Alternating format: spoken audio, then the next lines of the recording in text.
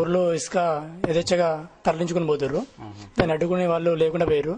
రాజకీయ నాయకులతోటి అక్కడ ఊర్లో ఉన్న స్థానికులు పెద్దవాళ్ళు కుమ్మక్కైపోయారు. మేము అడగనీక ఛాయిసే లేదు సార్. అది ఇప్పటివరకు మీరు ఎవరన్నా అడిగారా అట్లా? మేము జాన్ రెడ్డి అనే కమ్యూనిస్ట్ పార్టీ ఆయన ఉండు, ఆయన నెంబడి పోయినాం కానీ మేము ఎంత చెప్పినా కానీ విన్నారు సార్. అక్కడ ఎవరు అధికారులు కూడా రారు. అంటే కంప్లైంట్ ఎవరికి చేశారు మీరు? మేమంటే ఎవరికి చేయలే కానీ ఆయన మాతోటి సంతకాలు పెట్టించి ఇక్కడ ఇచ్చారు సార్, ఇక్కడ మండల ఆఫీసులో. అయినా వాళ్ళు ఎవరు రాలేదు. ఇప్పటి వరకు వాళ్ళు ఎంక్వైరీకి రాలేదు సార్. ఓకే. మీ గ్రామంలో ఎంతవరకు ఎడ్యుకేషన్ ఉంది? మా 7th వరకు ఉంది సార్. స్కూల్ ఇప్పుడు అయితే మామూలుగా నడుస్తుంది. కాకుంటే ఊరు చాలా వెనకబడినట్టుంది సార్. రవాణా వ్యవస్థ అంత లేదు, పారిశుద్ధ్యం అసలే లేదు. ఇక మీరు మలమూత్రాలు పోవాలన్నా స్త్రీలు బయటకే పోవాలి సార్. 1 కిలోమీటర్ దాకా బయటకి పోవాలి. ఏం లేదు సార్. గ్రామ పంచాయతీ తరఫున ఏం కాలేదు అసలు. ఊళ్ళో సర్పంచ్ ఉన్నా కానీ లేనట్టే ఉంటుంది. మద్యం మాత్రం వేర్లే పారుతుంటుంది సార్. ఇక అది దాన్ని అడ్డుకోవడానికి ఎవరు లేరు. ఓకే. మీ గ్రామానికి బస్ రూట్ ఉందా? బస్సు రూట్ ఉంది కానీ కరెక్ట్ టైం టు టైం రా సార్. విద్యార్థులు చాలా ఇబ్బంది పడుతున్నారు. 7th వరకే ఉంది. అప్పర్ స్టడీ చేయాలంటే ఇంత మనకు పెద్ద చదివిన వాళ్ళు ఎవరు లేదు సార్ ఊళ్ళో. దానివల్లనే.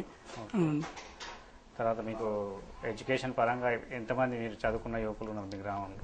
మేము ఇప్పుడు కొత్తగా డిగ్రీ అయిపోతుంది సార్. ఇంత మాతోటి స్టార్ట్ అయింది. మాకంటే సీనియర్స్ స్టార్ట్ అయింది. కాకుంటే ఎవరు వాళ్ళు ఇప్పుడు స్టార్ట్ అయింది కాబట్టి వాళ్ళంతా వేరే ఊళ్ళో చదువుతారు సార్.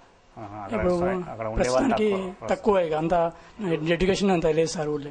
ప్రధానంగా ఏది వ్యవసాయం ఏంది మీ దగ్గర జరిగేది? ప్రధానంగా వరి సార్. అక్కడ అయితే మార్కెట్కే తరలించుకొని రావాలి. అన్ని గిట్టుబాటు ధరలు కూడా లేవు. ఊళ్ళో కొంతానికైతే ఎవరు టెండర్లు రారు సార్. ఇప్పుడు ఇక్కడ మార్కెట్ తీసుకొస్తే ఎంత పలికింది ఈ సంవత్సరం? 1000 రూపాయలు పలికింది సార్. పెట్టుబడులు కానీ సరిపోలేదు. ఓకే. మరి యూరియా ఉత్పత్తులు ఏ విధంగా ఇస్తున్నాం మీ గ్రామంలో? సబ్సిడీ అంటే ఏం లేదు సార్. బయట మార్కెట్లో కొనుక్కోవడం మేము ప్రైవేట్ గా. సబ్సిడీ ద్వారా మీకు ఏం అందలేదు. బ్యాంకు రుణాలు ఏమైనా ఉన్నాయా మీ గ్రామంలో? బ్యాంకు రుణాలు అంటే ఉన్నాయి సార్. మామూలుగా ఇక ఉన్న తక్కువనే ఉన్నాయి సార్. ఓకే. నెక్స్ట్ డ్వాక్రా గ్రూపులు ఏమైనా ఉన్నాయా మీ గ్రామం? మా వాటర్ అంటే మొత్తం ఫ్లోరిన్ వాటర్ సార్. అయితే వాటర్ ప్లాంట్ డ్వాక్రా గ్రూపులు ఏమైనా ఉన్నాయా? అవి తెలియదు సార్. మహిళా సంఘం. ఓకే. వాటర్ సమస్య ఏంటి? వాటర్ సమస్య మొత్తం ఫ్లోరిన్ వాటర్ సార్. అయితే కాలువలో బాయిల్ నీళ్ళే తాగాలి. పెద్ద బోర్లు ఏం లేవు. వాటర్ ప్లాంట్ ఒకటి వేపిమని మేము ఎప్పటి నుంచి అడుగుతున్నా కానీ పట్టించుకునే వాళ్ళు లేదు సార్. మీ రిప్రజెంటేటివ్ ఎవరు ఎమ్మెల్యే? ఇక్కడ జూలగంట రంగారెడ్డి. ఆయన ఎలక్షన్స్ ముందర మా ఊరు ఒకసారి వచ్చాడు. ఎలక్షన్స్ ముందర మేము చిన్నగా ఉన్నప్పుడు ఆయన పోటీ చేసినప్పుడు, మళ్ళీ తర్వాత ఇక ఎప్పుడు కనపడలేదు సార్. ఊరికి రాలేదు. ఓకే. ఇంకేమైనా ప్రధానంగా? ఇంకంతే సార్. ప్రధానం అంటే ఊరు మొత్తం అన్ని సమస్యలే సార్. ఇసుకది ఏం చేస్తే మీరు అది బాగుపడతాను?